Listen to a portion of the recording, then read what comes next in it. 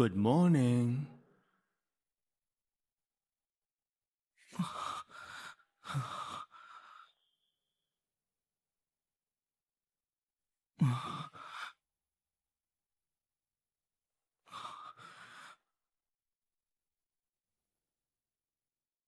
இப்போ நீ யாரா இருக்குன்னு நான் தெரிஞ்சுக்கலாமா? நீதானா அந்த சத்துரோ கோஜோ ஜுஜுட்சு ஹைஸ்கூலோட ஃப்ரெஷர்ஸ்க்கு இன்சார்ஜ் நான் தான். ஜுஜுட்சு ஃபுஷிகரோ உன்ன என்ன கட்டி வச்சிருக்க? மத்தவங்கள பத்தி தேவையில்லாம கவலைப்படாத. யூஜி இத்தாதோரி ரகசியமா உன்ன இங்கேயே போட்டு தடையிலான்னு முடிவு பண்ணிட்டேன்.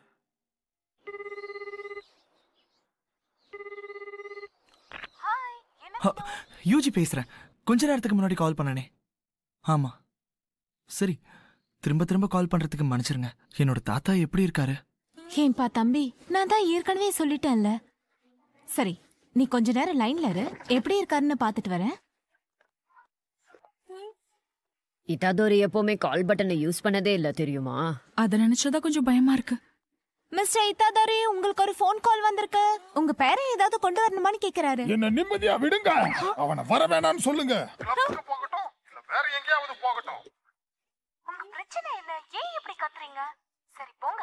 தம்பி கேட்டுச்சுல? ஆமா, நீ அப்படி என்ன கிளப்ல இருக்க? அதை விடுங்க. சரி நர்ஸ், நாளைக்கு வரேன்னு சொல்லுங்க.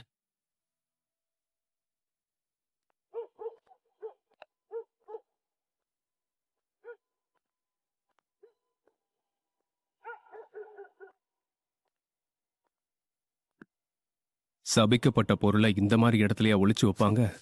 எந்த முட்டாள் கொடுத்த ஐடியாவோ?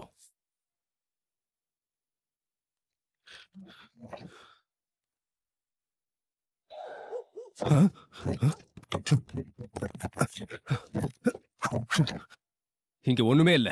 என்ன? ஸ்டீவன்சன் திரை காலியா இருக்கு. என்னது? செம்ம காமெடி போ. ஒருவேளை காத்து வாங்க போயிருக்குமோ? அடி பொளந்துருவோம் உன்ன. சரி, அது கிடைக்கிற வரைக்கும் வீட்டுக்கு போகணும்னு ஆசையை மறந்துரு. அவனை அடுத்த தடவை நீ மாட்டுவல்ல.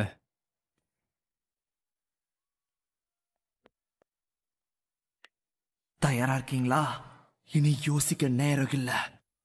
சசாக்கி, இகுச்சி, வாங்க ஆரம்பிப்போம். ஆத்மாவே ஆத்மாவே, எந்த உயிரினம் கவுன்சில் பிரசிடென்ட் விட பலவீனமானது?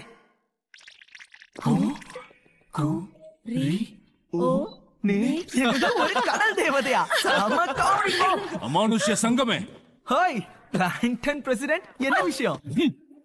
முன்னாடியே நாங்க இந்த விஷயத்தை உங்களுக்கு தெரிவிச்சிட்டோம். எந்த ஆக்டிவிட்டியும் இல்லாத கிளப்புக்கு கிளப் ரூம் இருக்க கூடாது. அதனால இடத்தை காலி பண்ணுங்க. எங்க எல்லா மெம்பர்ஸையும் நீங்க குறைச்சு மதிப்பிடுறீங்களோன்னு தோணுது பிரசிடென்ட். ஆமா, என்ன இது? நம்ம ரக்பி ஃபீல்ட இழுத்து மூட்டது உங்களுக்கு ஞாபகம் இருக்குல்ல? ஆமா, பசங்க விளையாடும் போது உடம்பு சரியில்லாம போய் ஹாஸ்பிடலைஸ் ஆனாங்க. அது உங்களுக்கு வினோதமா தோணலையா? கட்டுமஸ்தான ரக்பி பிளேயர்ஸ்க்கு எப்படி இப்படி ஆகும்?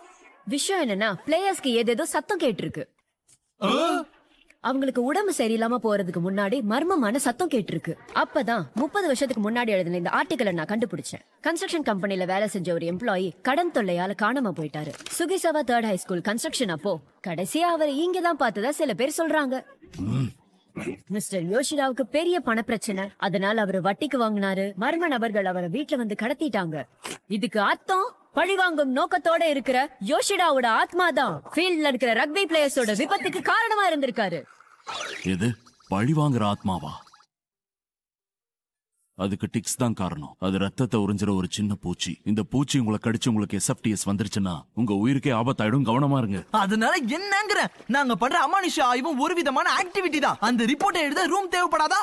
இது ஒன்னும் சின்ன பசங்க விளையாட்டு கிடையாது. இங்க எல்லாத்த விட பெரிய பிரச்சனையே நீதான். யூஜி இட்டோடோரி, நீ ரெஜிஸ்டர் பண்ணது டிராக் அண்ட் ஃபீல்ட் கிளப். இது இல்ல. அப்படி பார்த்தா இந்த கிளப்ல 3 பேர் கூட இல்ல. அந்த வகையில இது ஒரு கிளப்பே இல்ல. இதுக்கு என்ன சொல்ல போறீங்க? இதாதோரி, இல்ல, நான் உங்க கிளப்புக்கு தான் பேர் எழுதி கொடுத்தேன். உன் பேரை நான் தான் அதுல இருந்து அழிச்சேன். தகாகி கோச், எதுக்காக இந்த மாதிரி பண்ணீங்க? இத்தாதோரி, நேஷனல்ஸ்ல ஜெயிக்கிறதுக்கு எங்களுக்கு உதவி தேவை.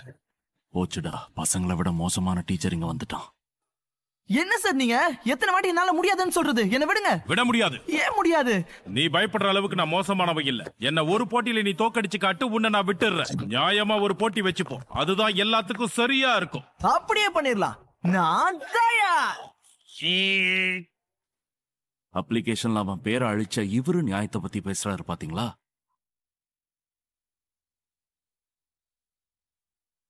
இந்த ரக்வி ஃபீல்ட்ல அப்படி என்னதான் பிரச்சனை? இங்க ஏதாவது பணத்தை புதைச்சு வச்சிருக்காங்களா? ஒருவேளை இருந்தாலும் இந்த லெவல்ல இருக்க உன்னை பாக்குறது அபூர்வம் தான். இது கிரேட் 2 சாபம் மாதிரி தெரியுது. ஒருவேளை சபிக்கப்பட்ட பொருளோட தாக்கமா இருக்குமோ? அடச்சே, இவ்வளவு ஸ்ட்ராங்கான ஒன்னு அடக்கிறது கஷ்டமாச்சே. என்னதான் அது பக்கத்துல இருக்கிற மாதிரி தோணினாலும் அது தூரத்துல தான் இருக்கு. சபிக்கப்பட்ட இந்த விசேஷ பொருள் என்ன ரொம்ப வெறுப்பேத்துது. இதை யார் எடுத்திருப்பாங்க? இப்ப இது எங்க இருக்கு? இங்க வாங்க, நம்ம கோச் வெஸ்ட் மெடல்ல இருந்து வந்த யூஜி கூட போட்டி போட போறாரு. அப்படியா? அது சூப்பரா இருக்குமே. அது 14 மீட்டர்.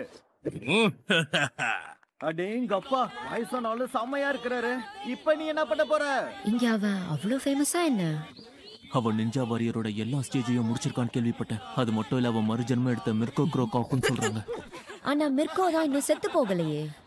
அவனுக்கு டைகர் ஆஃப் வெஸ்ட் மிடில்னு ஒரு செல்ல பேரும் இருக்கு. கேவலமா இருக்கு. என்ன இது? அப்படியே தூக்கி போடணும், அவ்வளவுதானே? உனக்கு நான் ஃபவுல் எல்லாம் பார்க்க மாட்டேன் தம்பி, நீ பயப்படாத. எனக்கு இதெல்லாம் பெர்ஃபெக்ட்டா பண்ணி பழகிடுச்சு. நீயும் அதையே பண்ணணும் அவசியம் இல்லை. அது கிட்டத்தட்ட 30 மீட்டர். அப்படி போடு, நான் ஜெயிச்சிட்டேன். புலிக்கு பதிலா அவனுக்கு கொரில்லான்னு பேர் வச்சிருக்கலாம். ஒரு பிக்சர் மாதிரி வீசினா பாத்தியா? இதாதோரி, நீ ஸ்போர்ட்ஸ்ல நல்லா தானே இருக்க. உனக்கு பிடிக்காத இந்த கிளப்ல இருக்கணும்னு ஒன்னும் அவசியம்லாம் இல்ல. ஆனா இந்த அமானுஷ விஷயம்லாம்